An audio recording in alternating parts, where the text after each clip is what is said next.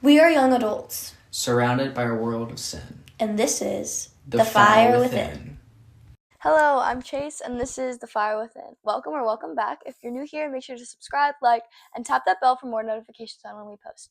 Join us where we ignite your Monday night. Lawson is not here this week because he got his wisdom teeth pulled out, so we haven't had the chance to record together. Meaning that this one will probably be a little bit of a shorter podcast, but I can assure you it'll still be great. We'll be reading in Ezekiel 3 and 4 this week. I'm not going to read through all of it because they're very long, but I will be just going over the notes I have and all the points. So, just diving into the beginning, the story of this is talking about Ezekiel's responsibilities that the Lord has given him to be a watchman, to look for signs of a possible attack on his city. And basically, God is just giving Ezekiel the warnings for the people around him before everyone else receives them because he's such a faithful man.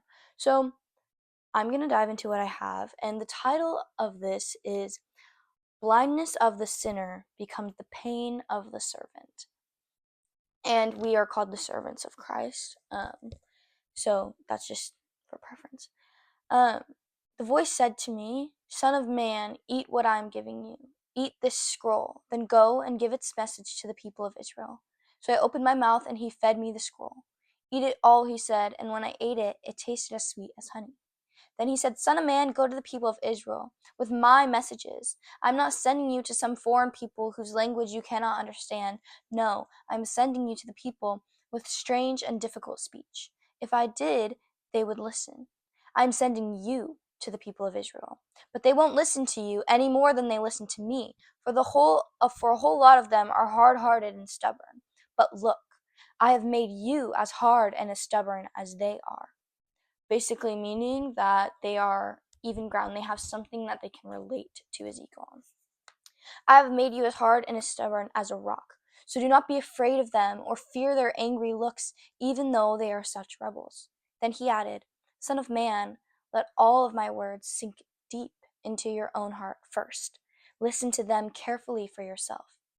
With this, he is saying, don't invalidate their feelings or how they feel. Don't invalidate the pain that they have. Relate to them. Understand them. Because when we relate to people, when we understand people, they want to listen to us. They want to hear what we have to say. They want to join us on our level. They want to see what we have. Then go to your people in exile and say to them, This is what the sovereign Lord says. Do this whether they listen to you or not. Meaning, no matter what the outcome is, your yes is all I care for. We've talked about this in the past. Even if no one's going to listen to you, all God is asking is for your faith to initiate the steps you're taking, for you to follow through with what God has called you to do. He's going to give you something that you can relate to the people on. See it as this. In your past, you have a sin. You were freed from that sin. Now God has called you to share your testimony with people.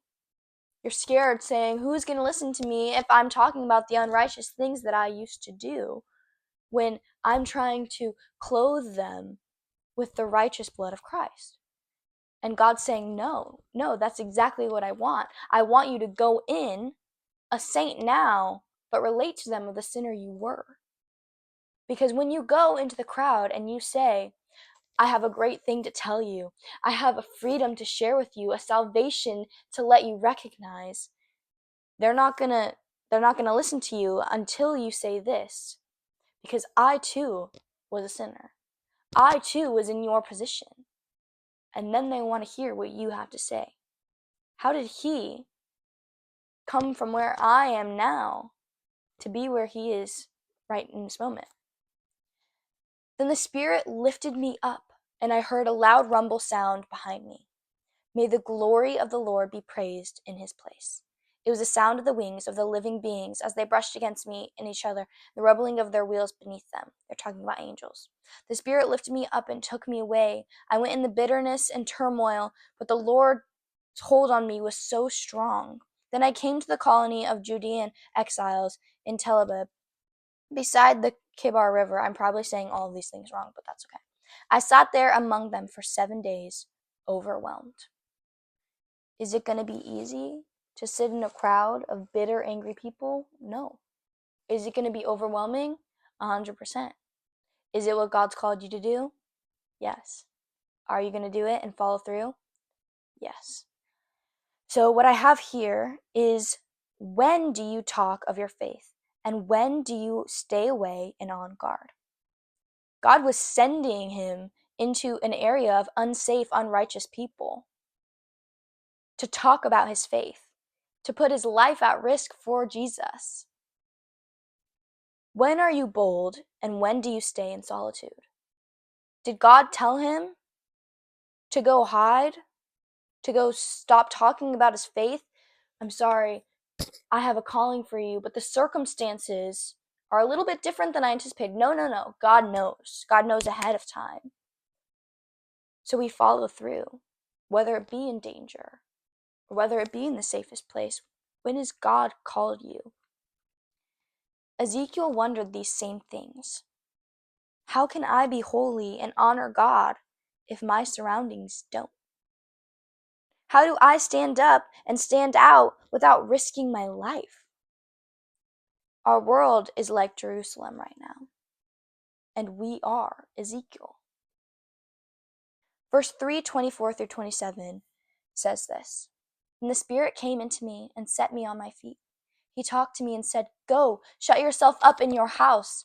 There you will be bound with ropes so you cannot go out among the people, and I will make your tongue stick to the roof of your mouth so you will not be able to pray for them, for they are rebellious.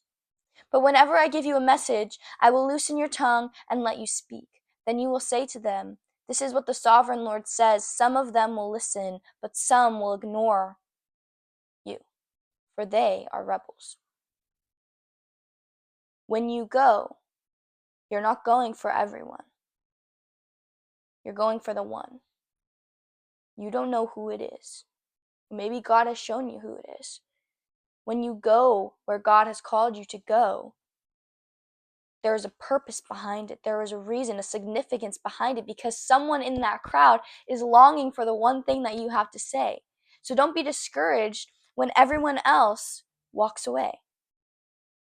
Be uplifted when the crowd is only one. The Lord tells us when to speak, when to act, and when to stay away and to stay silent. The Lord will give you direction on when. God, I'm scared. I don't know if I can do this. Daughter, I've called you to go now. Or the response will be, that's okay, because I've called you to stay. In the first 6 verses of chapter 4, the Lord shows Ezekiel the sins of others through a physical demonstration of pain and discomfort.